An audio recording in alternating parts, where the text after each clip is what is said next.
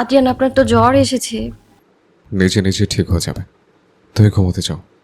জ্বরে শরীর পুড়ে যাচ্ছে আর আপনি বলছেন নিজে নিজে ঠিক হয়ে যাবে। আমি জলপট্টি আনছি। 2 মিনিট আমার পাশে বসো, তাহলেই হবে। গত 1 মাস ধরে এসব অভ্যস্ত হয়ে গিয়েছে। খাওয়া দাওয়া ঠিক মতো করেননি কেন? নিজের প্রতি এভাবে হেয়ালি করলে কিভাবে চলবে বলুন তো? নূর আর কোনো কথা না বলে একটা কাপড় ও গোসল করার মগে করে পানি এনে জলপট্টি দিয়ে দিল। আদ্রিয়ানের শরীরে বিন্দুমাত্র শক্তি নেই। সে কাঁধা মুড়ি দিয়ে শুয়ে আছে। নূর তা দেখে আলমারি থেকে কম্বল নামিয়ে তার গায়ে দিয়ে দিল। আদ্রিয়ানের হাত থরথর করে কাঁপছে। সে কম্বলের নিচে জড়সড় হয়ে শুয়ে রইল। প্রায় ঘন্টা খানিক ধরে জলপট্টি দেওয়ার পরেও জ্বর কমার কোনো আশা না দেখে সে আদ্রিয়ানের দিকে তাকিয়ে আমতা আমতা করে বলল, উঠে বসুন, আপনার শরীর মুছে দিই, তাহলে জ্বর কমে আসবে। ঘরে তো নাপা ছাড়ার কোনো ঔষধ নেই। সকালে ছাড়া ডক্টরের কাছে যাওয়া সম্ভব না। আদ্রিয়ান স্মিত হেসে দুর্বল কণ্ঠে বলল, এত অস্থির হতে হবে না। এই জ্বরে মানুষ মরে না। আপনি এসব কি উল্টাপাল্টা কথা বলছেন? দেখি উঠে আসুন। আদ্রিয়ান উঠে বসতেই নূর কাঁপা কাঁপা হাতে তার শার্ট খুলে একটা তোয়ালে ভিজিয়ে মুছে দিতে শুরু করে। লজ্জা লাগছে তার কিছুটা। আদ্রিয়ান খাটে হেলান দিয়ে বসেছে। নূর তার শরীর মুছে নতুন শার্ট দেয় পরার জন্য। আদ্রিয়ান তখন থেকে এক পলকে তাকিয়ে আছে নূরের দিকে। আদ্রিয়ানের শরীরের ক্ষত লক্ষ্য করতেই নূরের বুক কেঁপে উঠল। ক্ষতগুলো এখনো তাজা। সেলাইগুলো দেখে সে আহত চাহনিতে তাকিয়ে আছে আদ্রিয়ানের দিকে। হঠাৎ পেটে মোচড় দিয়ে উঠায়। সে দুর্বল শরীর নিয়ে উঠতে নিলে নূর বলে ওঠে, মাথায়ও পানি দিয়ে দিচ্ছি একেবারে। এখন উঠছেন কেন আপনি? নূর এগিয়ে দিতে গেলে আদ্রিয়ান তাকে বারণ করে, কিন্তু সে শুনল না। ওয়াশরুম পর্যন্ত এগিয়ে দিল তাকে। কিছু সময় অতিবাহিত হওয়ার পরেও আদ্রিয়ানকে বের হতে না দেখে নূর দরজায় কড়া নেড়ে বলল, আপনার হয়নি? আসলে একটু ওয়াশরুমে জ্বর ছিল। আসলে বমি করার কারণে কাপড় নষ্ট হয়ে গেছে, তাই সেগুলো পরিষ্কার করছিলাম। আদ্রিয়ানের কথা শুনে নূর অবাক হলো কিছুটা। এই অসুস্থ শরীর নিয়ে কিনা সে কাপড় পরিষ্কার করছে। সে দরজায় আবারও কড়া নেড়ে বলল, দেখি আপনি দরজা খুলুন। আপনাকে কে বলেছে এসব পরিষ্কার করতে? নূরের ধমক শুনে আদ্রিয়ান দরজা খুলে দেয়। নূর দেখতে পায় আদ্রিয়ান তোয়ালে পরে কাপড়ে সাবান ঘষছে। নূর তাকে সেখান থেকে সরিয়ে বলল, আপনার কি মাথা ঠিক আছে? আপনাকে এই অবস্থায় কাজ করতে কে বলেছে? কাপড় নষ্ট হয়ে গিয়েছিল, তাই ভাবলাম যে ধুয়ে ফেলে। আমি তো ছিলাম, তাহলে আপনি কেন কষ্ট করে এসব করতে গেলেন? তুমি তো বলেছিলে তুমি এ বাড়িতে চাচির বোন হিসেবে থাকবে, আমার বউ হিসেবে নয়। তাহলে তুমি কেন আমার কাজ করতে যাবে? মনুষ্যত্ব বলেও কিছু আছে। দেখে সরুন এখান থেকে। এক কদম চলতে পারছে না, আবার এই অসুস্থ শরীর নিয়ে কাজ করতে এসেছেন তিনি। আদ্রিয়ানকে সরিয়ে নূর তার কাপড় ধুতে শুরু করলে আদ্রিয়ান তাকে বাধা দিয়ে বলল, তোমাকে এসব করতে হবে না। নূর, উঠে এসো। আমাকে আমার সংসারের কাজ করতে দিন। আপনি বিশ্রাম নিন যান। নিজের অজান্তেই উক্ত কথাটি বলে ফেলল সে। আদ্রিয়ান ফ্যালফ্যাল করে তাকিয়ে আছে তার দিকে। তবে সে খুশিও হলো বেশ। মুখে না বললেও তার চোখে মুখে ফুটে উঠেছে তার উপচে পড়া আনন্দ। সে চুপচাপ বিছানায় শুয়ে পড়ল কম্বল জড়িয়ে। নূর কাপড় ধুয়ে ব্যালকনিতে শুকোতে দিল। আবারও থার্মোমিটার দিয়ে জ্বর মেপে দেখলো আগের চেয়ে কিছুটা কমেছে। জ্বর 103 ডিগ্রি থেকে 101 ডিগ্রিতে এসেছে। থার্মোমিটারের দিকে তাকিয়ে সে লম্বা একটা নিঃশ্বাস ছাড়লো। ভাগ্যিস জ্বর কমেছে, না হয় যদি উল্টোপাল্টা কিছু হয় তখন সে কি করত। আদ্রিয়ানের অবশ্য এখানে দুর্বল লাগছে। সে ঘুমোয়নি, পলকহীন দৃষ্টিতে তাকিয়ে আছে নূরের দিকে।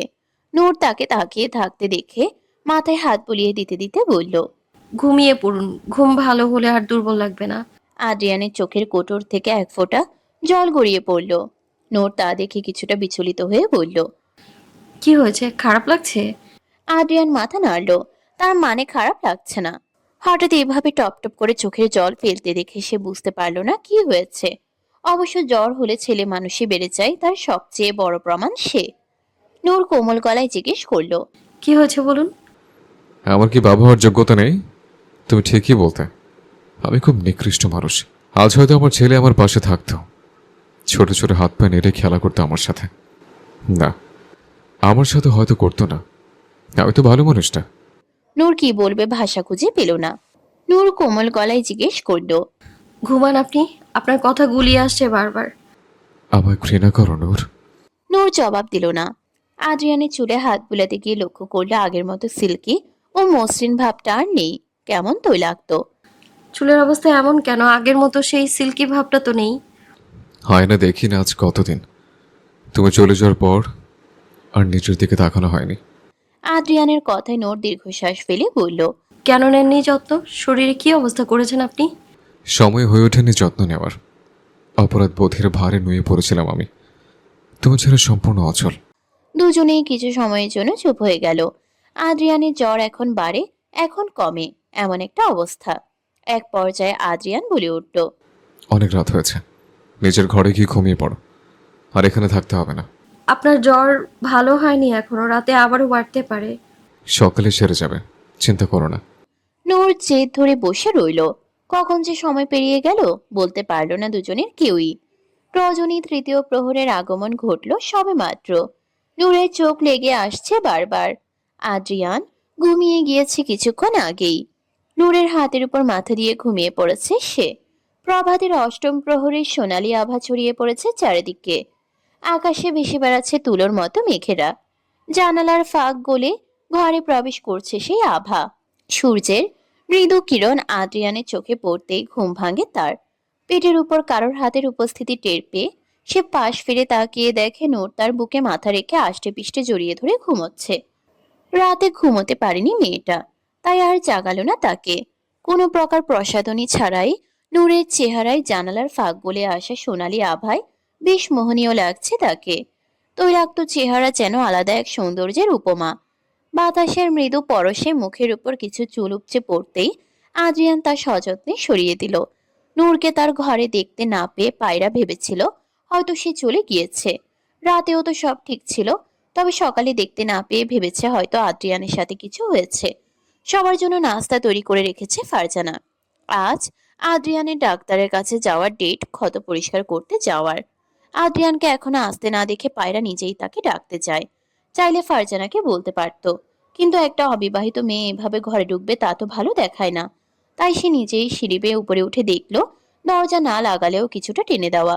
সে দরজায় ধাক্কা দিয়ে ভেতরে ঢুকতেই অনাকাঙ্ক্ষিত কিছু দেখতে পাবে বলে কখনো ভাবেনি। নূর আর আদ্রিয়ানকে একসাথে দেখে থতমত খেয়ে যায়। আদ্রিয়ানও হতভম্ব হয়ে যায় পায়রাকে দেখে। সে কিছু বলতে যাবে তার আগে পায়রা সরি বলে বেরিয়ে যায়। আদ্রিয়ানও বেশ লজ্জায় পড়ে যায়। এত কাহিনী হওয়ার পর দুজনকে এভাবে একসাথে দেখে পায়রা মিনমিন করে নূরকে বকতে লাগলো। স্বামীর বিরুদ্ধে সালিশ বসাবে, আবার আদর যত্নও করবে। ছেলে মেয়ে দুটোই দুমুখো সাপের মতো। ইলহাম রুম থেকে এসে পায়রাকে টেবিলে না দেখে পায়চারি করতে দেখে বলল, কি হলো তোমার? কোনো কিছু নিয়ে ভাবছো? পায়রা ইলহামের পাশে এসে ধপ করে বসলো। দেখেই মনে হচ্ছে ভীষণ রেগে আছে। ইলহাম তার রাগ দেখে কিছু জিজ্ঞেস করার সাহস পেল না। প্রেগন্যান্সিতে কত ধরনের মুড সুইং হয় তা ইলহাম জানে। টেবিলে কাউকে না দেখে ইলহাম জিজ্ঞেস করলো, নূর আর আদ্রিয়ান কোথায়? ঘুমাচ্ছে তারা। আদ্রিয়ানের আজ হাসপাতালে যেতে হবে তো, ডাকেনি ওকে? ইলহাম আদ্রিয়ানকে ডাকার জন্য বসা থেকে উঠে বলল, কি যে বলো না, ওদের সম্পর্ক কি আগের মতো আছে যে আদ্রিয়ানের খেয়াল রাখবে? পায়রা ইলহামের হাত ধরে তাকে টেনে চেয়ারে বসিয়ে দিয়ে বলল, তাদের স্বামী স্ত্রীর প্রাইভেসি নষ্ট করতে কেন আপনি উঠে পড়ে লেগেছেন শুনি? কেন বলুন তো? প্রাইভেসি? তারা এক ঘরে, তাদের না আলাদা ঘর দেখিয়ে দিয়েছিলে তুমি? নূর আদ্রিয়ানের ঘরেই ঘুমিয়েছে কাল রাতে। পায়রার কথা ইলহামের মুখ হা হয়ে গেল, যেন সে আকাশ থেকে এই মাত্র টপকে পড়েছে। কিছু সময় হতভম্ব হয়ে পায়রার দিকে তাকিয়ে থেকে অতঃপর হু হু করে হাসতে লাগলো। পায়রাও অদূরে মুচকি হাসি ফুটিয়ে তুলেছে। ইলহাম হাসতে হাসতেই বলে উঠল, দুজন পারেও বটে। নূরের ঘুম ভেঙেছে সবে মাত্র। নিজেকে আদ্রিয়ানের বাহুবন্ধনে আবদ্ধ দেখে সে কিছুটা সরে দাঁড়ালো। আদ্রিয়ানও দূরত্ব বজায় রেখে বসে পড়ল। নূর আদ্রিয়ানের কপালে হাত ঠেকিয়ে দেখলো জ্বর আর নেই। জ্বর আর নেই, আপনি ফ্রেশ হয়ে আসুন। আদ্রিয়ান ফ্রেশ হতে যেতেই নূরও চলে গেল নিজের ঘরে। দুজনেই নাস্তা করার জন্য নিচে আসতেই দেখতে পেল ইলহাম ও পায়রা মুচকি মুচকি হাসছে তাদের দিকে তাকিয়ে। আদ্রিয়ান বুঝতে পেরেছে তারা কেন হাসছে। সে টেবিলে বসে আর চোখে তাকালো নূরের দিকে। নূর বুঝতে পারছে না তারা কেন হাসছে, তাই সে জিজ্ঞেস করে বসলো। তোমরা হাসছো কেন? পায়রা হাসি লুকিয়ে বলল, রাতে ঘুম কেমন হলো তোর? রাতে ঘুমোতে পারিনি, ওনার তো। পুরো ঘটনা বুঝতে পারতেই চোখ কপালে তার। সে আমতা আমতা করে বলল, ওনার জ্বর ছিল, তাই আমি রাতে জলপট্টি দিতে গিয়েছিলাম। নূর আদ্রিয়ানের দিকে তাকিয়ে সাফাই দেওয়ার ভঙ্গিতে বলল। কি হলো বলুন আপুকে, জলপট্টি দিতে গিয়েছিলাম আমি, তাই না? আদ্রিয়ানও তার কথায় দ্রুত মাথা নেড়ে সাই জানিয়ে বলল। হ্যাঁ হ্যাঁ, আমার রাতে ভীষণ জ্বর উঠে গিয়েছিল, তাই জলপট্টি দিতে এসেছিলাম। পায়রা ও ইলহাম তাদের অবস্থা দেখে ফিক করে হেসে ফেলল। নূর হন্তদন্ত হয়ে বলল। সত্যি বলছি, বিশ্বাস করছো না কেন তোমরা? বিশ্বাস করো। ইলহাম ও পায়রাকে হাসতে দেখে নূর কিছুটা ইতস্তত বোধ করতে লাগলো। সে মনে মনে ভাবলো, ইস, না জানি কি না কি ভেবেছে। নূরকে তখন থেকে খাবার নাড়াচাড়া করতে দেখে পায়রা বলে উঠল। তাড়াতাড়ি খাবার শেষ কর, আদ্রিয়ানকে নিয়ে আবার হাসপাতালেও যেতে হবে। হাসপাতালে যাওয়ার কথা শুনে আদ্রিয়ানের মুখে অন্ধকার নেমে আসলো। সে একখানা পাউরুটি ছিঁড়ে মুখে দিয়ে বিরক্তিকর কণ্ঠে বলে উঠল। আমি কি ছোট বাচ্চা নাকি যে ছোট ছোট ক্ষতর জন্য আবার হাসপাতালে যাওয়া লাগবে? এগুলো এমনিতেই সেরে যাবে। খুব বড় হয়ে গিয়েছো তাই না তুমি? সেজন্যই ক্ষত পরিষ্কার করার সময় চাচ্চু চাচ্চু বলে চেঁচাচ্ছিলে আর ডাক্তারের বংশ ধুয়ে দিচ্ছিলে। ইলহামের কথায় আদ্রিয়ানের মুখ পানসে হয়ে গেল। সে পাউরুটি চিবোতে চিবোতে ইলহামের দিকে করুণ দৃষ্টিতে তাকালো, যেন এই পৃথিবীতে তার চেয়ে অবলা আর কেউ নেই। ইলহাম চায়ে চুমুক দিয়ে বলল। ওভাবে তাকিয়ে লাভ নেই, দ্রুত খাওয়া শেষ করে বেরিয়ে পড়ো। সকলের খাওয়া শেষ হলেও আদ্রিয়ানের হলো না। সে শান্ত ভঙ্গিতে তখন থেকে খুঁটিয়ে খুঁটিয়ে পাউরুটি খাচ্ছে। নূর বোরকা পরে তৈরি হয়ে এসে দেখতে পেল আদ্রিয়ান এখনো খাচ্ছে। তা দেখে সে অবাক সুরে বলে উঠল। 10টায় যেতে বলেছে, এক্ষুনি বাজে 9:30 কাছাকাছি, আর আপনি এখনো খাচ্ছেন? সবুর করো, আগে খাওয়া, তারপর বাকি সব। ইলহাম পাঞ্জাবির হাতা ফোল্ড করতে করতে আদ্রিয়ানের কথা শুনে বলল। তো এই 1 মাস ধরে তোর লজিক কোথায় ছিল খাওয়া দাওয়ার নিয়ে? আদ্রিয়ান তার দিকে আর চোখে তাকিয়ে বলল। চাচ্ছু, তুমি আমার মাছ জমানে এভাবে পানি ঢালতে পারো না। তখন থেকে অপমান করেই যাচ্ছ। সময় হয়ে যাচ্ছে, বেরিয়ে পড়ো দুজনেই। আর তুই দ্রুত খেয়ে ওঠ। ইলহাম আদ্রিয়ানের মুখে পুরো পাউরুটি জোর করে ঢুকিয়ে দিয়ে বেরিয়ে পড়তে বলল। আদ্রিয়ান তার দিকে আর চোখে তাকিয়ে বেরিয়ে গাড়িতে উঠে বসে। ক্ষত পরিষ্কার করা আর খাল কেটে কুমির আনা, দুইটাই এক লাগলো আদ্রিয়ানের কাছে। হাসপাতালে পৌঁছতেই আদ্রিয়ানের মুখ শুকিয়ে গেল। আবারও মরা চামড়া তুলবে হয়তো। এই সময়টা তার খুব কষ্টে পার হয়। নার্স তাকে ক্লিনিং রুমের ভেতরে যেতে বলতেই সে নূরের দিকে তাকিয়ে রইল। নূর তার চাহনি দেখে জিজ্ঞেস করলো। কি হলো, ভেতরে যান। আদ্রিয়ান তার কথায় এদিক ওদিক তাকিয়ে আমতা আমতা করে বলল। বলছিলাম কি, তুমি এসো। তোমার কথা ভেবেই বলছিলাম, এখানে কত মানুষ, নিশ্চয়ই তোমার অস্বস্তি লাগবে, তাই আর কি। কিছু হবে না, আপনি জান আমি এখানে অপেক্ষা করছি। তুমি আমার কথা বুঝতে পারছো না। আর নার্সগুলো হলো পরনারী, তারা আমাকে স্পর্শ করবে। তুমি কি একটু জেলাস হচ্ছ না? শুনুন, আমি আপনার মতলব বুঝতে পারছি, দ্রুত যান, ডক্টর ডাকছে আপনাকে। এখানে দাঁড়িয়ে থাকলে তোমার পা ব্যথা করবে, তার চেয়ে ভেতরে এসো। নূর বুঝতে পারল এই লোক ভারী নাছোড়বান্দা। তাই সে দীর্ঘশ্বাস ফেলে তার সাথে ভেতরে চলে গেল। ডাক্তার আদ্রিয়ানকে স্ট্রেচারে শুয়ে দিয়ে তার ক্ষত স্থানের ব্যান্ডেজ খুলে পরিষ্কার করতে লাগলো। মরা চামড়া তোলার জন্য চাপ দিতেই সে চোখ মুখ কুঁচকে নেয়। নার্সকে কিছু বলতে যাবে, কিন্তু নূর চোখের ইশারায় তাকে না করাতে সে দাঁতে দাঁত খিচে তাকিয়ে রইল। নূরের হিজাবের কোণা ধরে রেখেছে সে। আদ্রিয়ানের এহেন কর্মকাণ্ডের জন্য নূর সরতেও পারছে না। এর মাঝে অসংখ্য ভার সে স্ট্রেচার থেকে নেমে যেতে চেয়েছে। ক্ষত পরিষ্কার করাবে না বলেও হুমকি দিয়েছে। শেষ পর্যন্ত সব শেষ করে বাড়ি ফিরে যাওয়ার পথে রওনা দিল তারা। মেরুদণ্ডের ক্ষততে এখনো ব্যথা তাজা। সোজা হয়ে পা হেলান দিয়ে বসতে কষ্ট হচ্ছে তার। কাঁধের ওদিকটায়ও ব্যথাটা বেড়েছে, যার কারণে শার্ট পরার দরুন চিনচিনে ব্যথা করছে। মাঝে গাড়ি থামিয়ে নূর প্রয়োজনীয় কিছু জিনিস কিনে নিল। আদ্রিয়ানের জ্বর সেরে ওঠেনি, তাই ওষুধ নিয়েছে কিছু। ডাক্তার জ্বরের জন্য অ্যান্টিবায়োটিক দিয়েছে কিছু। বাড়ি ফিরতেই দেখতে পেল ইশতেহার চৌধুরী এসেছেন। সুরাইয়া সাহা ও তিনি সোফায় বসে গল্প করছেন, আর শামীমা চৌধুরী পায়রার ঘরে বসে আছেন। আদ্রিয়ান তাদের দেখে মনে মনে বলল। নিশ্চয়ই লাফাঙ্গাটাও এসছে। আমার পেছনে না লাগলে পেটের ভাত হজম হয় না ওর। আদ্রিয়ানকে অন্যমনস্ক হতে দেখে নূর ফিসফিস করে বলল। কি ভাবছেন, চলুন ভেতরে। নূরের কথায় সে স্বাভাবিক হলো। স্মিত হেসে ভেতরে ঢুকতেই ইশতেহার চৌধুরী তাদের দেখে বললেন। বেরিয়েছিলে বোধহয় তোমরা? হ্যাঁ চাচা, আসলে ওনার আজ ডক্টরের কাছে যাওয়ার কথা ছিল। আচ্ছা, বেশ। এক মুহূর্তের জন্য আদ্রিয়ান ভেবেছিল শাহানাব হয়তো আসেনি। এই ভেবে সে খুশি হয়ে গিয়েছিল, কিন্তু সে খুশি বেশিক্ষণ টিকলো না। নূর আদ্রিয়ানকে নিয়ে উপরে নিজেদের ঘরে যেতেই দেখতে পেল শাহানাব বসে আছে বিছানায়। শাহানাবকে দেখে কপাল কুঁচকে এলো আদ্রিয়ানের। নূরকে দেখে শাহানাব বিছানা থেকে উঠে তার সামনে এসে বলল, তোমরা কেউ ছিলে না, তাই ভাবলাম এসে কিছুক্ষণ রেস্ট করি। ঘর কিন্তু বেশ গোছানো, তোমার প্রশংসা করতে হয় নূর। কারো পার্সোনাল রুমে বিনা অনুমতিতে প্রবেশ করা নিশ্চয়ই ম্যানার্সের মধ্যে পড়ে না, তাই না শাহনাব? আদ্রিয়ান যে তাকে খোঁচা দিয়ে কথাটা বলেছে তা সে বেশ বুঝতে পারছে।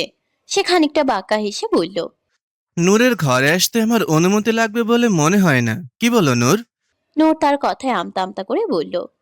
আপনারা তখন থেকে কথাই বলছেন, আমি আপনাদের জন্য চা করে আনছি। নূর এক প্রকার পাশ কাটিয়ে চলে গেল। বোরকা খুলতে পারেনি এখনো। সে নিজের ঘরে এসে বোরকা খুলে চলে গেল রান্নাঘরে। ফারজানা তাদের চা নাস্তা দিলেও সে আবার বসিয়েছে। তাড়াহুড়ো করে পাটিসাপটা পিঠা বানাতে শুরু করলো। আদ্রিয়ান বিছানায় বসতেই শাহানাব তাকে খোঁচা দিয়ে বলে উঠল, শুনলাম নূর আর তুই আলাদা থাকিস, জোর করে কেন ওর পেছনে পড়ে আছিস বলতো? তাতে তোর কে? নিজের বউয়ের ব্যাপারে নাক গলা, আমার বউয়ের প্রতি এত ইন্টারেস্ট কেন? বারবার আমার বউ শব্দটা উচ্চারণ করায় শাহানাবের মেজাজ খারাপ হতে শুরু করলো।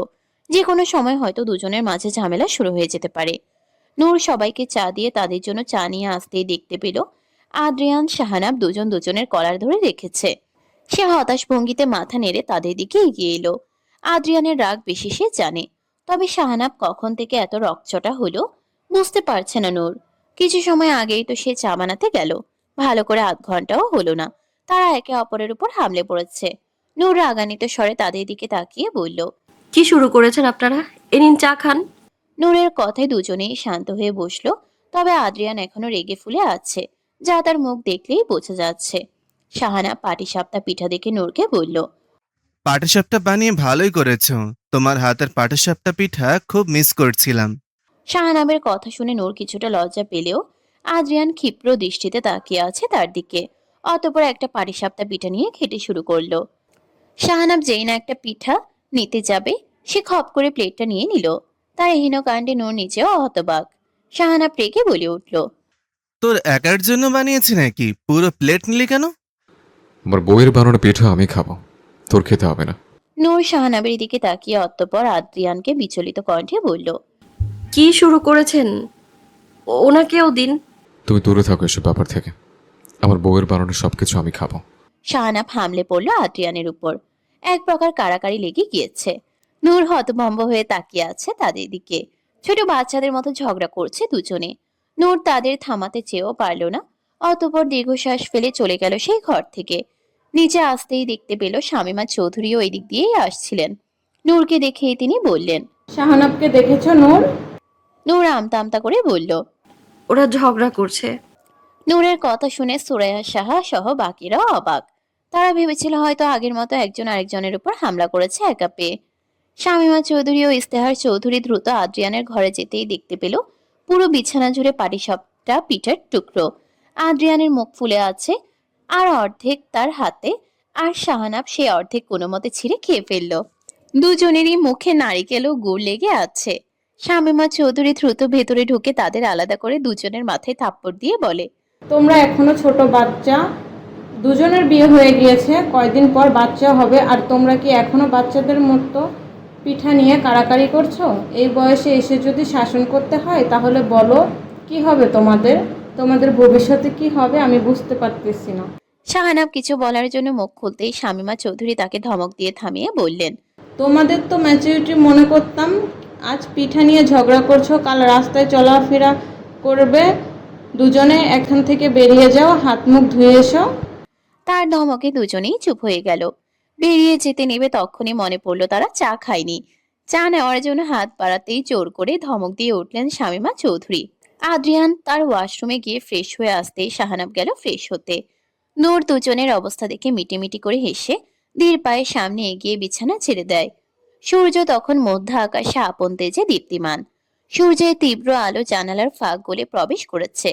ইশতেহার চৌধুরী ও শামীমা চৌধুরী বেরিয়ে পড়েছেন। যদিও নূর তাদের খেয়ে যেতে বলেছিল, কিন্তু তারা বেশিক্ষণ থাকলো না। যদিও শাহানাব যাওয়ার আগে আদ্রিয়ানের সাথে চোখে চোখে তাদের অনেক ঝগড়াঝাটি হয়, মুখে না করলেও। ইলহামের জরুরি একটা কাজে শহরে যেতে হবে বলে সে বেরিয়ে গেল। নূর রান্নাঘরে পায়রার জন্য খিচুড়ি ও মাছ ভেজে নিল। সব কাজ শেষ করে আদ্রিয়ানের জন্য খাবার তুলে নিয়ে যেতেই দেখতে পেল সে ক্ষততে মলম লাগাচ্ছে। তখন ডাক্তার ব্যান্ডেজ করে দিলেও বলেছিল বাসায় আবার ওষুধ লাগিয়ে নিতে। আদ্রিয়ানকে নিজে করতে দেখে নূর এগিয়ে গেল, কারণ সে নাগাল পাচ্ছে না। পেটের সাইডের ক্ষততে হালকা রক্ত শুকিয়ে লাল হয়ে আছে। নূর হাত বাড়িয়ে মলম নিতে গেলে আদ্রিয়ান বলে উঠে, আমি পারবো, তুমি বিশ্রাম নাও। সারাদিন অনেক ধকল গিয়েছে। সব কাজ যখন করেছি এটাও না হয় করে দিই। নূর তার হাত থেকে মলম নিয়ে লাগাতে শুরু করলো ক্ষততে। সব জায়গায় লাগানোর পর পুনরায় ব্যান্ডেজ করতে করতে বলল, শাহানান ভাইয়ের সাথে সবসময় এত ঝগড়া কেন করেন? শাহানাবের কথা শুনতেই আদ্রিয়ান চোয়াল শক্ত করে বলল, আমি কিছুই করি না। আমার পেছনে না লাগলে ওর রাতের ঘুম হারাম হয়ে যায়, এটি আসল কথা। কি হতো দুটো পিঠা খেতে দিলে? না হয় ঝগড়া হতো। আজব, আমার পিঠা আমি দিতে যাব কেন? তবে যাই বলেন, আজ চাচি আপনাদের ভালোই বকেছে। নূরকে হাসতে দেখে আদ্রিয়ান এক পলকে তাকিয়ে রইল তার দিকে। আজকের কথা ভাবতেই শুধুই হাসি আসছে নূরের। আদ্রিয়ানকে তাকিয়ে থাকতে দেখে নূর বলে উঠল, কি দেখছেন এভাবে? বউকে দেখছে। আদ্রিয়ানের কথায় সে কিছুটা লজ্জা পায়।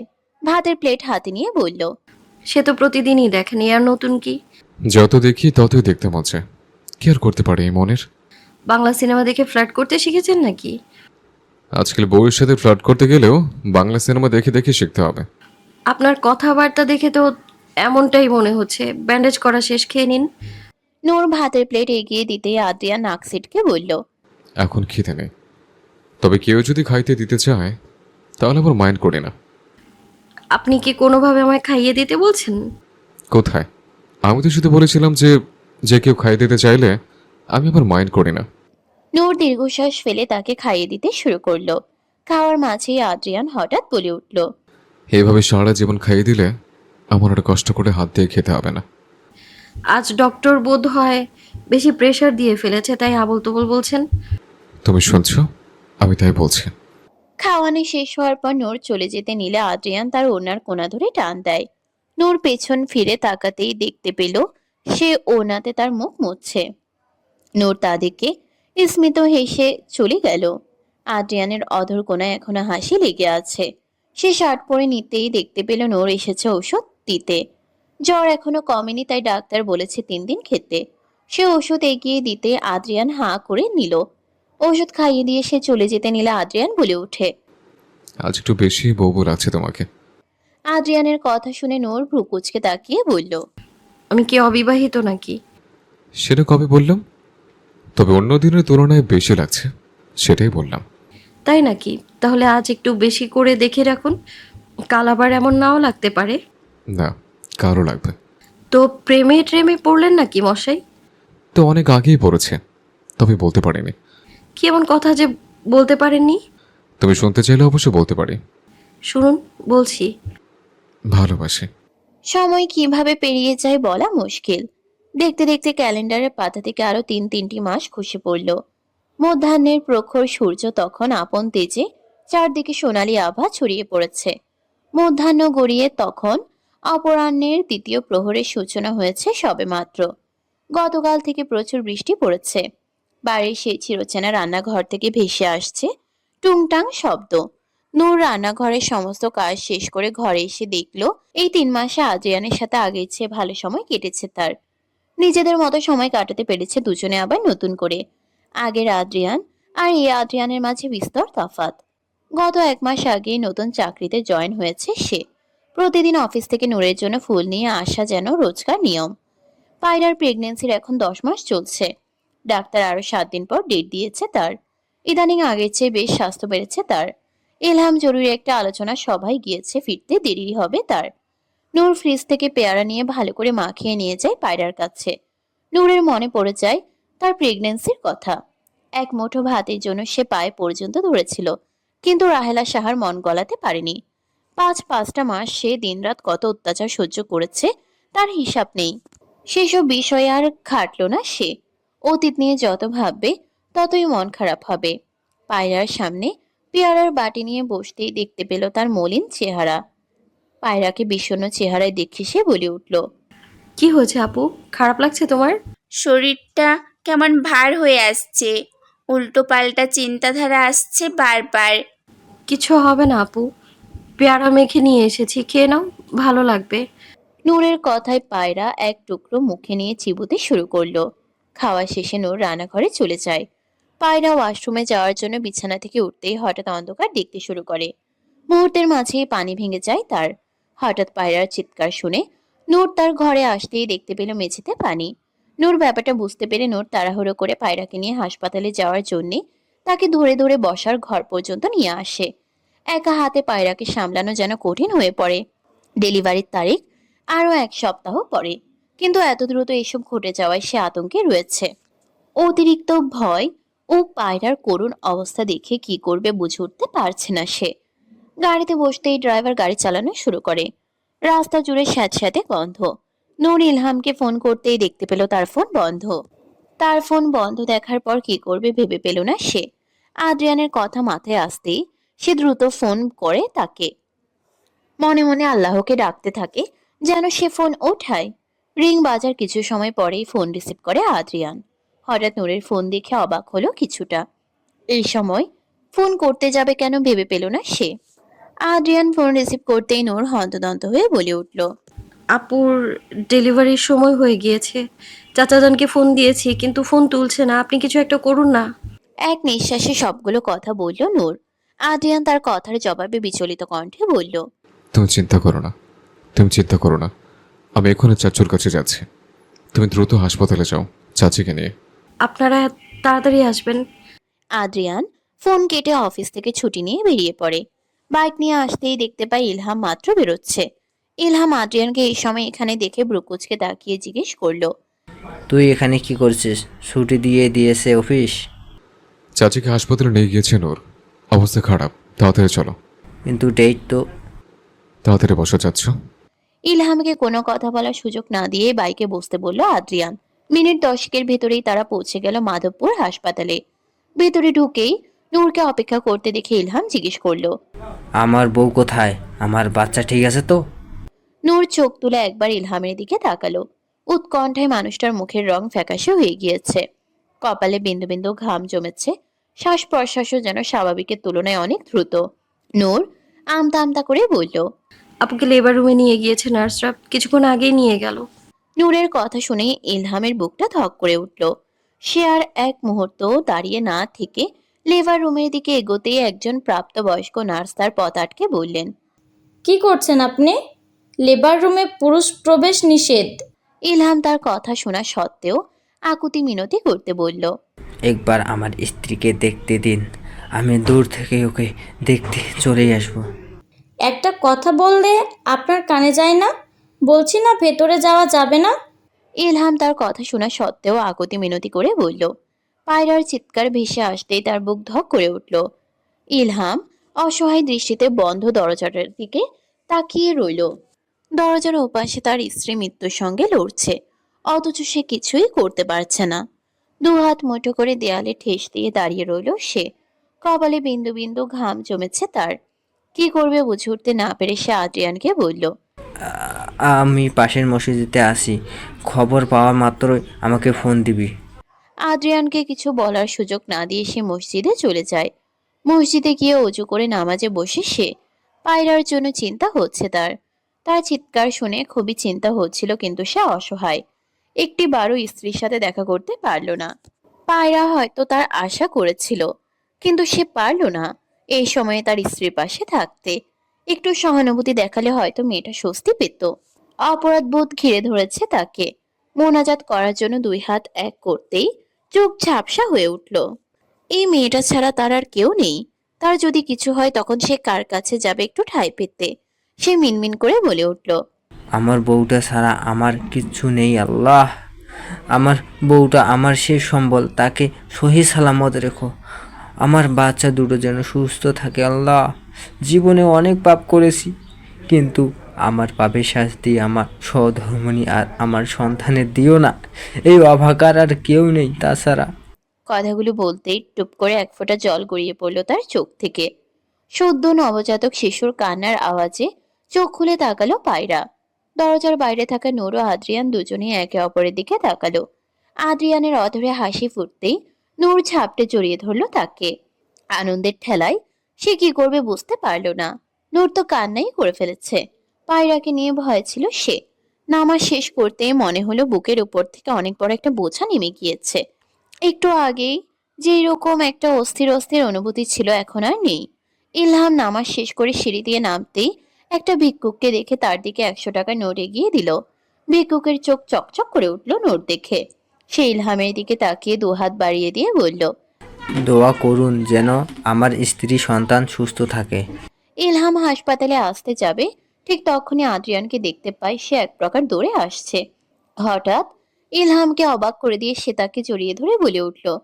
তোমার ছেলে হয়েছে চাচ্ছ, দেখতে আসো। ইলহাম যেন স্বস্তির নিঃশ্বাস ফেলল মাত্র। নূর ধীর পায়ে লেবার রুমের দিকে এগিয়ে আসতেই দেখতে পেল সদ্য জন্মানো ধবধবে সাদা দুটো বাচ্চা ঘুমোচ্ছে। পাশে পায়রা অপলক দৃষ্টিতে তাকিয়ে আছে তাদের দিকে। নূরকে দেখতে পেয়ে পায়রা বলে উঠল, কোলে নিচ্ছিস না কেন শুনি? পেটে থাকতেই তোর জন্য যে পরিমাণ লাফালাফি করেছে, এখন কোলে না নিলে মুখ ফুলিয়ে রাখবে দেখিস। পায়রার কথায় নূর ফিক করে হেসে দিল, কিন্তু তার মাঝে এক প্রকার জড়তা কাজ করছে। কিছু সময়ের জন্য চুপ থেকে অতঃপর আমতা আমতা করে বলে উঠল, এখনো তো তুমি কোলে নাওনি, তাহলে আমি কি করে? তাতে কি হয়েছে? আমার চেয়ে তোর অধিকার বেশি, বুঝেছিস তুই? একদিকে খালামণি, আবার অন্যদিকে ভাবিও। কোলে নে এবার। নূর দুজনকে একসাথে কি করে কোলে নিবে তাই সে আরহামকে আগে কোলে তুলে নিল। কোলে নিতেই নড়ে চড়ে উঠল বাচ্চাটা। নূর তার ছোট্ট ছোট্ট দুখানা হাত নড়তে দেখে বলে উঠল। ইস, কত সুন্দর আদুরে, মাশাআল্লাহ। হঠাৎ দরজা খুলে ইলহাম প্রবেশ করতেই পায়রা ঠোঁট ফুলিয়ে মুখ ফিরিয়ে নিল। ইলহাম বুঝতে পারল তার বউ অভিমান করেছে। অবশ্য এত খাটাখাটুনির পর একটু আদর যত্ন না পেলে হয়? ইলহাম তার কাছে এগিয়ে আসতেই সে এক পাশ ফিরে দেয়ালের দিকে তাকালো। তাকাতে ইচ্ছে করছে না এই লোকটার দিকে। পাজি লোক, ফোন কেন তুলেনি এই তার অপরাধ। ইলহাম পায়রার চেহারা ভালো করে পরখ করলো। ফ্যাকাশে চেহারায় একদিন আগেও যেই গুলুমুলু ভাবটা ছিল এখন আর নেই। একদিনের মাঝেই ঠোঁট শুকিয়ে গিয়েছে, চেহারা ফ্যাকাশে বর্ণ ধারণ করেছে। তাও ইলহামের কাছে পায়রাকে সবচেয়ে সুন্দর লাগছে। এখনো পর্যন্ত সে একটিবারের জন্যেও নিজের বাচ্চাকে দেখেনি। আগে বউয়ের রাগ ভাঙুক, তারপর সব। ইলহাম পায়রার মুখে আঙ্গুল ঠেকিয়ে তার চেহারা নিজের দিকে ফিরিয়ে বলল, রাগ অভিমান এখানে দেখালে কি ভাঙাতে পারবে বিবিজান? আপনি কথা না বললে তো পুরো দিনই খারাপ যাবে আমার। বাড়ি চলুন, আপনার সব আজ্ঞা মাথা পেতে নেব, এই যে শপথ করলাম। ইলহামের ভাব ভঙ্গিমা দেখে পায়রা হেসে ফেলল। সে নাকি চেয়ারম্যান, অথচ এখন কি নাটকটাই না করলো। পায়রার মুখে হাসি দেখে ইলহাম এবার বাচ্চাদের দিকে এগিয়ে এসে বলল, আমার আব্বাজানেরা কোথায়? চলে এসেছে সবাইকে শাসন করতে। বাচ্চা দুটোকে কোলে নিয়ে পকেট থেকে টুপি বের করে কানে আজান দিয়ে দিল এক এক করে। আদ্রিয়ান এখনো তাদের কাছে আসেনি। ভয় লাগছে যদি ব্যথা দিয়ে ফেলে বা পড়ে যায়। সে দূর থেকেই তাদের দেখে চলেছে। বাচ্চাদের নাম আগেই ঠিক করে রেখেছে ইলহাম। আদ্রিয়ানের নামের সাথে মিল রেখে আয়ানও আরহাম রেখেছে। যদিও নামকরণ পরে করবে অনুষ্ঠান করে, তবুও এখন থেকে ডাকছে। ইলহাম আদ্রিয়ানকে রেখে বলল, এদিকে আয়। আদ্রিয়ান কাছে আসতে ইলহাম নূরের কোলে আরহাম ও আদ্রিয়ানের কোলে আয়ানকে দিতে চাইলে আদ্রিয়ান মানা করে বলে উঠল, ছোট বাচ্চা চাচ্ছ, যদি পড়ে যায়? পরে কেন যাবি? আমি শিখিয়ে দিচ্ছি। আদ্রিয়ান তাড়াতাড়ি শার্টের হাতা ফোল্ড করে নিল। যদি বোতামে ব্যথা পায়। নরম তোয়ালেতে মোড়ানো শিশুটিকে কোলে নিতেই যেন সবচেয়ে আলাদা এক স্পর্শের সাথে পরিচয় ঘটল তার। অতি সযত্নে জড়িয়ে নিল ছোট্ট বাচ্চাটাকে। ইলহাম পায়রার দিকে এগিয়ে এসে নূরকে উদ্দেশ্য করে বলল, ছোট্ট ছোট দুখানা দেবর পেয়েছো নূর, পেলে বড় করার সব দায়িত্ব এবার তোমার। আমার বউয়ের এবার রেস্ট করার দিন, বুঝলে? ইলহামের কথায় পায়রা লজ্জায় ইলহামকে চিমটি কেটে ইশারায় শাসায়। অপরদিকে নূর আরহামের কপালে আদরের স্পর্শ দিয়ে বলল, ঠিক আছে, দায়িত্ব যখন নিয়েছেন পালন অবশ্যই করব। আদ্রিয়ান খুশিতে আত্মহারা। আয়ানের চেহারা দেখে তার মনে হলো সে আদ্রিয়ানের বাপের চেহারা পেয়েছে। যদিও এই সময় সকল বাচ্চাকেই একরকম লাগে দেখতে, কিন্তু আদ্রিয়ানের মনে হলো আয়ান দেখতে তার আব্বার মতো হয়েছে। সে আয়ানকে আদর করে নূরের কাছে এসে আরহামকে এক পলক দেখে, অতঃপর আদুরে কণ্ঠে বলে উঠল। আমার ঘরে আব্বাজান এসেছে, তাও একটা না, দুটো। বিকেল গড়িয়ে তখন অপরাহ্নের শেষ প্রহর। পশ্চিমা আকাশে সূর্যের আলো ম্লান হয়ে এসেছে। হাসপাতালের বিল মিটিয়ে বাড়ি ফিরেছে সকলে। সুরায়া সাহা কখন থেকে অপেক্ষা করছেন তাদের জন্য, কিন্তু তাদের আসার নামই নেই। নাতিদের দেখার জন্য চাতক পাখির মতো ছটফট করছেন তিনি। নূর ও আদ্রিয়ানের কোলে বাচ্চাদের দেখে তিনি তাড়াতাড়ি করে গ্যাস লাইট নিয়ে আসলেন আগুন স্পর্শ করার জন্য। বাচ্চা দুটোকে দেখে প্রাণ জুড়িয়ে গেল তার। চৌধুরী বাড়ির সবাইকে ইতিমধ্যে আমন্ত্রণ জানানো হয়ে গিয়েছে।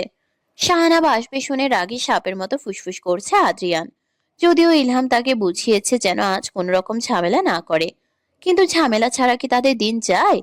ইশতেহার চৌধুরী ও বাকিরা পৌঁছাতেই নূর তাদের স্বাগত জানিয়ে পায়রার ঘরে নিয়ে যায়। ইরা ও শাহানাবও সে ঘরের দিকে আসছে। তবে শাহানাব নূরের সামনে আসতেই আদ্রিয়ান কোথা থেকে যেন উদয় হলো। শামীমা চৌধুরী বাচ্চার জন্য কাঁথা নিয়ে এসেছেন। যদিও এই দায়িত্ব পালনের জন্য নূরের মা বাবা আছেন, তবুও শখ করে নিয়ে এসেছেন তিনি। আয়ানকে আদ্রিয়ানের কোলে দিয়ে নাস্তা তৈরি করতে গিয়েছে নূর। এদিকে ইরা ও শাহানাবের চুলোচুলি বেঁচে গিয়েছে আরহামকে কোলে নেওয়ার জন্য। ইরা দিতে চাচ্ছে না আরহামকে, এদিকে শাহানাবও নাছোড়বান্দা। সে আরহামকে কোলে নেওয়ার জন্য তখন থেকে চাতক পাখির মতো বসে আছে, অথচ ইরা গা জ্বালানো হাসি দিয়ে ধরে রেখেছে আরহামকে, দিতেই চাচ্ছে না। শাহানাব নিতে চাইলেই ইরা আরহামকে নিয়ে কোনায় বসে কোলের ভেতর লুকিয়ে রেখেছে। ইরা দিতে না চাওয়ায় শাহানাব জোর করে নিতে গেলে ইরা তার হাতে জোরে চিমটি কেটে দেয়। এতে শাহানাব তার মাথার চুল টেনে দেয়। এদের ঝগড়ার মাঝে এক পর্যায়ে আরহাম গলা ফাটিয়ে চিৎকার করে কেঁদে ওঠে। আপনার জন্য হয়েছে। তোমার জন্য হয়েছে। তুমি ওকে আমার কোলে দিচ্ছিলে না কেন? আপনার কোলে গেলে এমনিতেই কাঁদবো। আমার কোলে আসতে কাঁদতো, এই কথা কি তোমার কানে কানে বলে গিয়েছিল? দেখছিলেন না আমার কোলে কিভাবে শান্ত হয়ে ঘুমোচ্ছিল? সহ্য হলো না তো আপনার? নূর সবাইকে নাস্তা দিয়ে আদ্রিয়ানের কাছে আসতেই দেখতে পেল সে আয়ানকে আদর করছে। তাকে আদর করতে করতে আদ্রিয়ান নূরের দিকে তাকিয়ে বলে উঠল। চড়ুই পাখি, আমাদের নিরও একটা ছানা আনলে কেমন হয়? ওরা তো আমার ভাই হয়, মন ভরে বাপ বলেও ডাকতে পারি না। আমার ছানাটাকে মন ভরে আম্মা আব্বা বলে ডাকতে পারবো, ভালো হবে তাই না? গোল গোল গালগুলো দেখলে ইচ্ছে করে মুখে পড়ে খেয়ে ফেলে। আদ্রিয়ানের কথা শুনে নূর স্মিত হেসে নাস্তা তার সামনে রেখে বলল। আমার কোল আলো করেও একজন আসার কথা ছিল, কিন্তু ভাগ্যের কি নির্মম পরিহাস। নূরের কথায় আদ্রিয়ান মলিন চেহারা নিয়ে তাকালো তার দিকে। তার জন্যই সব হয়েছে, নয়তো আজ তাদের ও একটা সন্তান থাকতো, ছোট ছোট হাত পা নেড়ে খেলতো। কতদিন বাচ্চাটার কবর দেখা হয় না।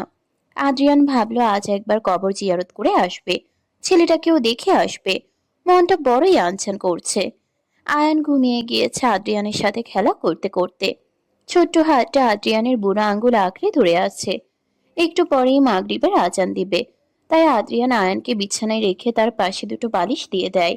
সে উঠে যেতে নিলে আয়ান নড়ে উঠে কান্না করার ভঙ্গিতে ঠোঁট ভেঙে আসে তার। কিন্তু আদ্রিয়ান তার বুকে আস্তে আস্তে হাত বুলিয়ে দিতে ঘুমে তলিয়ে যায় সে।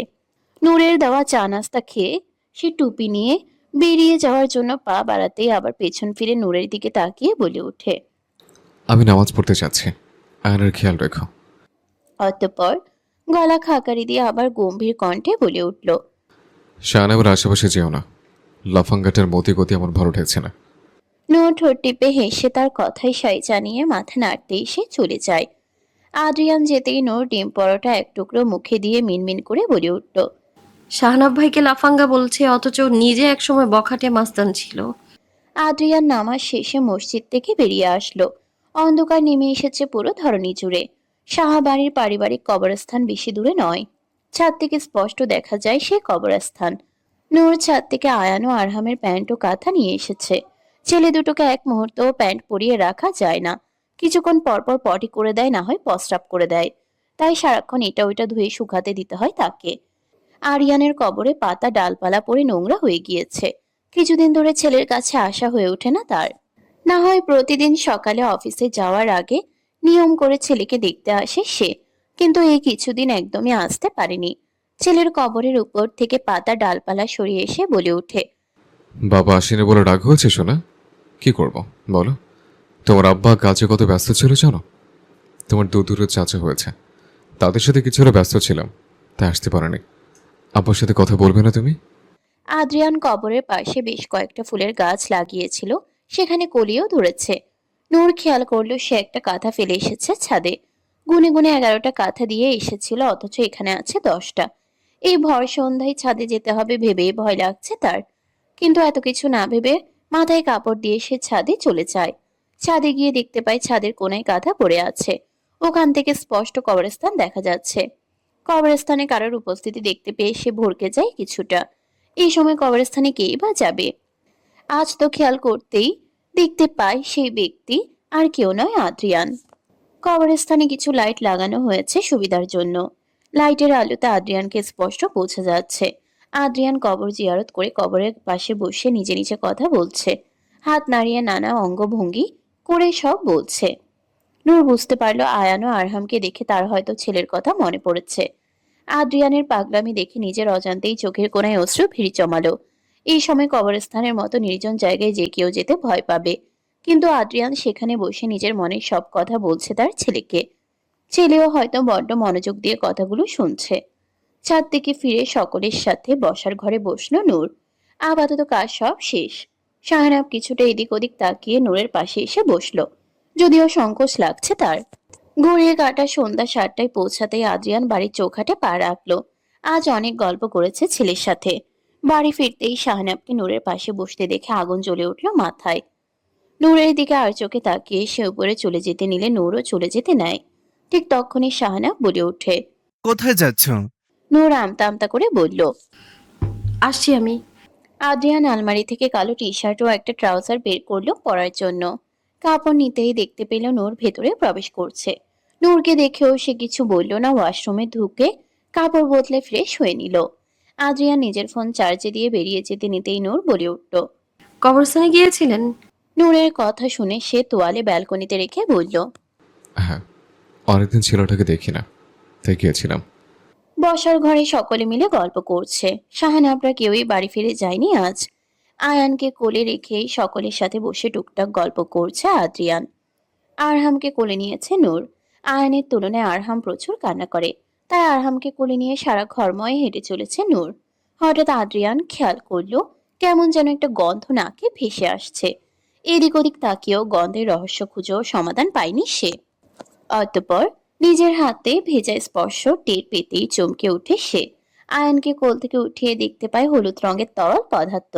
বুঝতে বাকি রইল না আয়ান পটি করে দিয়েছে। আদ্রিয়ানের করুণ চাহনি দেখে পায়রা ফিক করে হেসে ফেলল। অতঃপর বলে উঠল, বেচারা আদ্রিয়ানকে প্রথম দিনই নাকানি চুবানি খাইয়ে ছেড়েছে আমার ছেলে। কেমন লাগছে এখন আদ্রিয়ান? আদ্রিয়ান আয়ানের দিকে তাকিয়ে ফোঁস করে নিঃশ্বাস ছেড়ে বলল, মায়ের হয়ে প্রতিশোধ নিচ্ছিস, তাই না? পুচু কোথাকার। আয়ান ড্যাব ড্যাব করে তাকিয়ে কি বুঝলো কে জানে, দাঁতহীন নরম মারি উন্মুক্ত করে হাসল। আদ্রিয়ান তাকে ওয়াশরুমে নিয়ে যেতেই নূর আরহামকে রেখে এগিয়ে এলো পরিষ্কার করে দেওয়ার জন্য।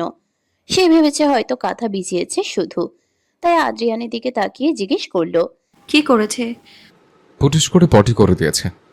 আদ্রিয়ানের কথায় নূর ফিক করে হেসে ফেলল। নূরকে হাসতে দেখে সে আয়ানের দিকে তাকিয়ে বলে উঠল, মায়ের হয়ে প্রতিশোধ নিচ্ছিলে, তাই না? পারলে তোর বাপের কোলেও করতে পারতি, কিন্তু না, মায়ের নেওয়াটা প্রতিশোধ নিতে আমার হাতেই করে দিয়েছে। হয়েছে, থামুন, আর বকবেন না। শক্ত করে ধরুন ওকে, আমি পরিষ্কার করে দিচ্ছি।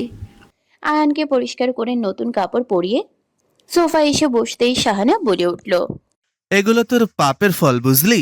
সারাক্ষণ আমার নামেই বদনাম করে বেড়াস, তাই এসব ভোগ করতে হচ্ছে। শাহানাবের কথায় আদ্রিয়ান দাঁত কিরমির করে বলে উঠল, একদম বাজে কথা বলবি না। আমি কি বদনাম ছড়িয়েছে? বলবো কি ছড়িয়েছিস? দুজনের ভাবভঙ্গি মোটেও ভালো টিকছে না।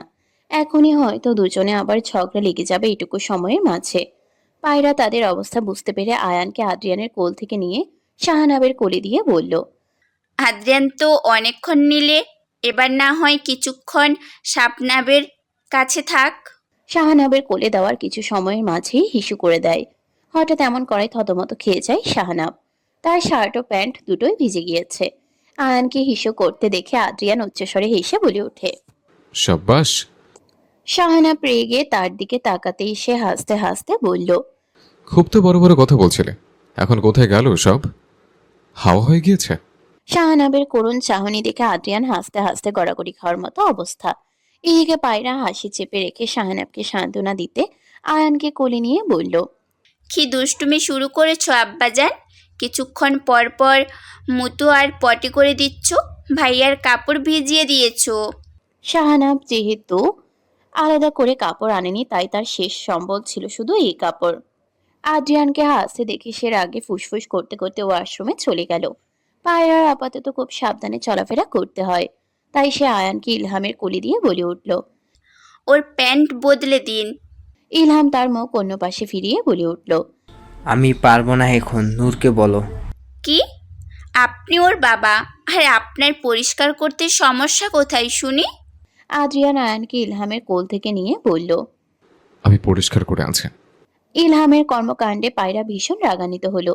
সে মুখে কিছু না বললেও অসন্তুষ্ট হলো। রাত্রির প্রথম প্রহরের শেষ ভাগে চারদিক নীরবতায় ঘেরা। আকাশ জুড়ে অসংখ্য তারার মেলা এবং তার জ্যোৎস্না মাখা আলো জানালার ফাঁকগুলো ভেসে আসছে।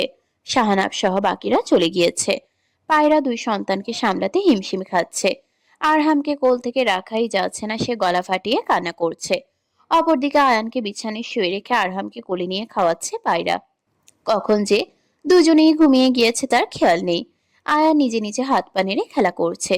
আদ্রিয়ান অফিসের কাজ করছিল ল্যাপটপে, কিন্তু হঠাৎ পানির তেষ্টা পাওয়ায় দেখতে পায় ঘরে পানির বোতল খালি। অতঃপর অপারক হয়ে সে পানি নেওয়ার জন্য নিচে আসতেই ভাবলো বাচ্চা দুটোকে একবার দেখে যাবে। যেই ভাবনা সেই কাজ। ভেতরে যেতেই দেখতে পেল আয়ান নিজে নিজে খেলছে। তাকে একা একা খেলতে দেখে সে আস্তে করে উঠিয়ে নিজের সাথে নিয়ে গেল। নূর ও ফারজানা রাতের জন্য রান্না করছে। আদ্রিয়ান বোতলে পানি ভরে নিজের ঘরে চলে আসে। নিজের কোলের উপর আয়ানকে রেখেই কাজ করতে থাকে। অপরদিকে আয়ানও ভদ্র ছেলের মতো তার কোলে শুয়ে আছে, কোনো আওয়াজ শব্দ ছাড়া। ঘন্টা খানিক পর পায়রার ঘুম ভাঙতেই দেখতে পেল আয়ান নেই পাশে। ভেবেছিল হয়তো নূরের কাছে আছে। তবে নূরকে সবজি কাটতে দেখে সে আর কথা না বাড়িয়ে সোজা আদ্রিয়ানের ঘরে যায়। আদ্রিয়ান অফিসের কাজ করছে আর আয়ান শুয়ে আছে তার কোলে। ব্যাপারটা তার ভীষণ ভালো লাগলো। মুহূর্তের মাঝেই ক্যামেরা বন্দি করে নিল সে। কয়েক ঘন্টার মাঝে আয়ানকে এত আপন করে নিবে পায়রা কখনো ভাবেনি। আদ্রিয়ানের সাথে তার সম্পর্ক ভালো না হলেও এই দিক থেকে আদ্রিয়ানের প্রতি তার মায়া জন্মেছে। সুরাইয়া শাহকে রাতের খাবার দিয়ে এসে নূর পায়রার ঘরে খাবার নিয়ে গেল। পায়রার খাবার আপাতত আলাদা, তাই আজ সবাই খুব ক্লান্ত, তাই আর দেরি করলো না। সবাই তাড়াতাড়ি খেয়ে ঘুমাতে পারলেই বাঁচছে। নূর আয়ানকে নিতে এসে দেখতে পেল আদ্রিয়ান উঁচু করে বেরিয়েছে মাত্র। এত রাতে আর বের হবে না সে, ঘরে এশার নামাজ পড়ে ফেলবে ভাবলো। নূর আয়ানকে নিয়ে চলে যেতে আদ্রিয়ান নামাজে বসলো। নূর ভাবলো কাল একবার মা বাবার সাথে দেখা করে আসবে, সাথে ঈশিতাকেও নিয়ে আসবে। অনেকদিন ধরেই বলছিল বেড়াতে আসার কথা। নূরের মা কিছুটা অসুস্থ থাকায় তারা আসতে পারেনি, না হয় নাতি আসার উপলক্ষে তারা ঠিকই আসতো। আদ্রিয়ানের নামাজ শেষ হয়ে গিয়েছে ভেবে নূর ভেতরে আসতেই দেখলো আদ্রিয়ান মিনমিন করে মোনাজাতে বলা শুরু করলো।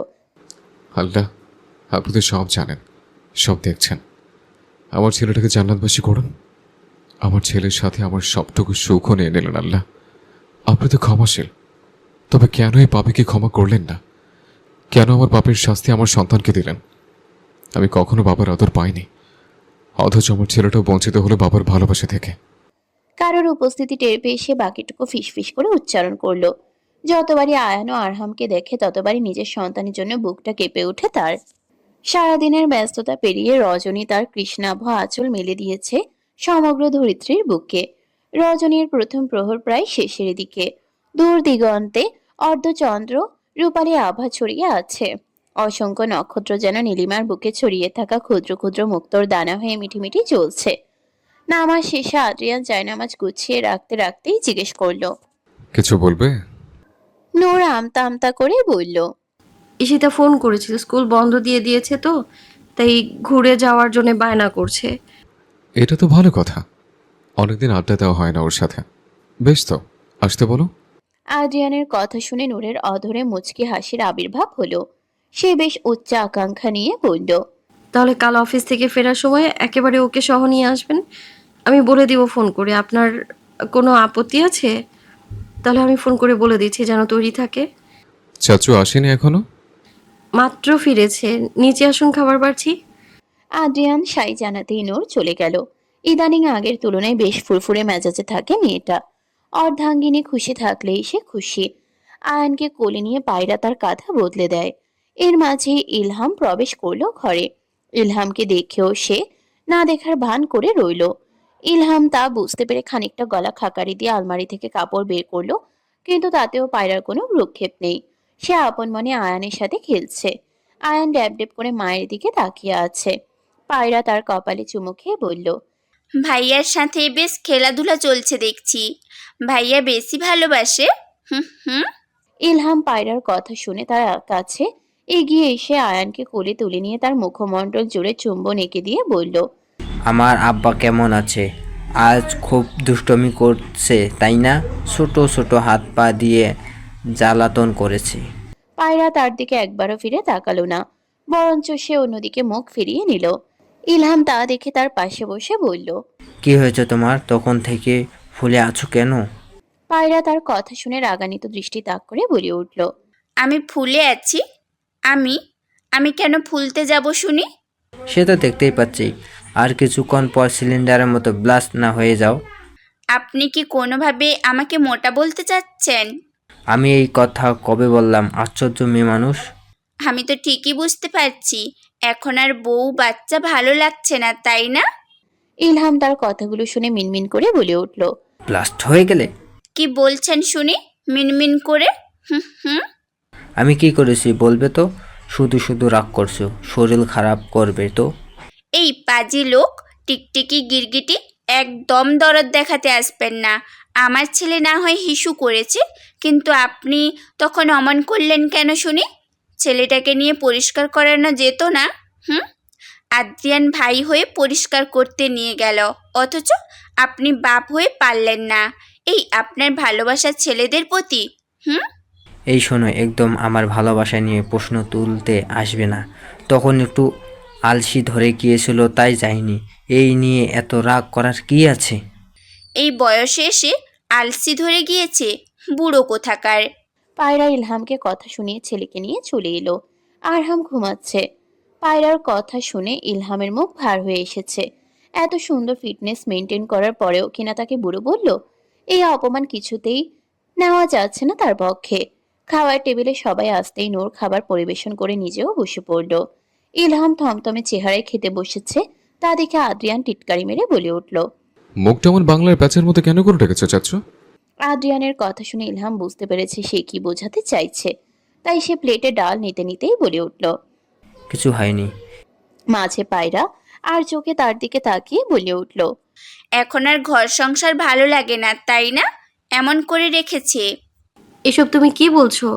নূরের কথায় পায়রা রাগান্বিত স্বরে বলল। আদ্রিয়ান বুঝতে পেরেছে তাদের দুজনের মাঝে কিছু একটা হয়েছে, তাই সে বাঁকা হেসে ইলহামের দিকে এক পলক তাকিয়ে অতঃপর পায়রার দিকে তাকিয়ে বলে উঠল। কোনো মেয়ের সাথে চক্কর টক্কর চলছে নাকি চাচ্ছু? আদ্রিয়ানের কথায় ইলহাম থতমত খেয়ে যায়। এদিকে পায়রা কেঁদে ফেলবে এমন একটা ভাব। তার সংসারে যে ঝড় নেমে আসছে তা ইলহাম ভালোই বুঝতে পারছে। সে কোন দিক সামলাবে বুঝে উঠতে পারছে না। আদ্রিয়ান আরো কিছু বলতে যাবে তার আগে ইলহাম তার দিকে তাকিয়ে বলে উঠল। এসব কি বলছিস? আর পেট্রোল ঢালিস না বাপ। এমনিতে আগুন জ্বলছে আর তুই এর মাঝে উল্টো পাল্টা কথা বলছিস। নূর আদ্রিয়ানকে ইশারা দিয়ে থামতে বললেও সে থামলো না, বরং পায়রার দিকে তাকিয়ে আফসোসের সুরে বলল। চিন্তা করো না, আমি তো আছি। চক্কর টক্কর চললে বলতে পারো আমাকে, আমি ব্যবস্থা নেব। সত্যি।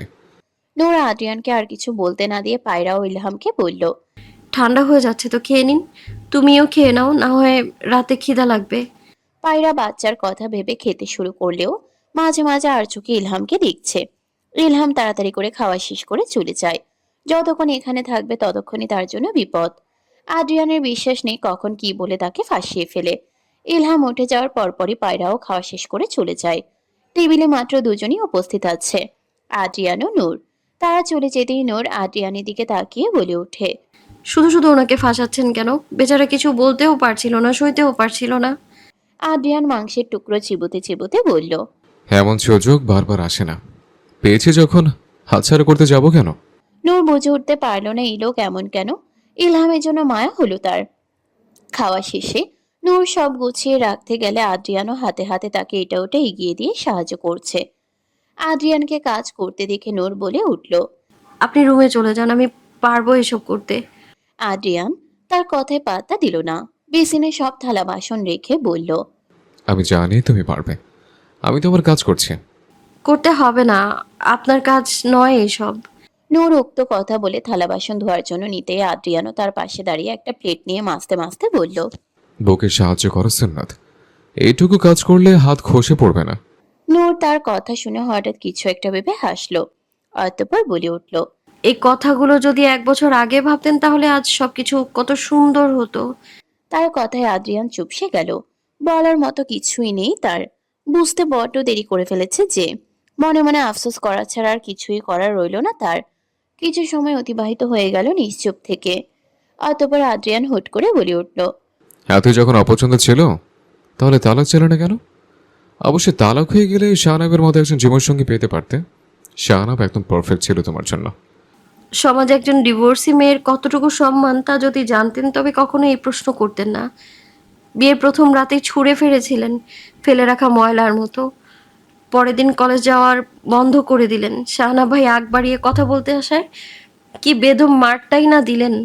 বিয়ের 1 মাসের মাথায় এত কিছু হয়ে গেল, যদি আমি তালাক চাইতাম আপনি কি রাজি হতেন?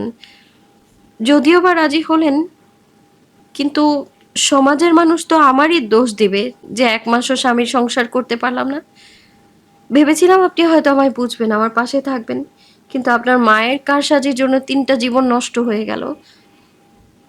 আমার সন্তান পৃথিবীর মুখ দেখলো না, আর আর না আমি সুখের মুখ দেখেছি।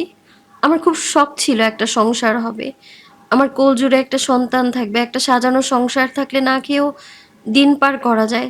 জানেন তো, আমি সংসার চাওয়াতে আমার সংসার হয়নি, অথচ একই ছাদের নিচে আপু কত সুন্দর একটা সংসার করছে। আপনি বুঝতে খুবই দেরি করে ফেলেন আদ্রিয়ান। কেন আরো আগে বুঝলেন না আপনি? নূরের কথাগুলো শুনে আদ্রিয়ান চুপ করে রইল। তার চোখের দিকে তাকানোর স্পর্ধাটুকুও নেই আদ্রিয়ানের মাঝে। সে দীর্ঘশ্বাস ফেলে বলে উঠল, ট্রেনিং থেকে ফিরেই ভেবেছিলাম তুমি আপন করে নেব, কিন্তু সব এত তাড়াতাড়ি হয়ে গেল যে বুঝতেই পারলাম না।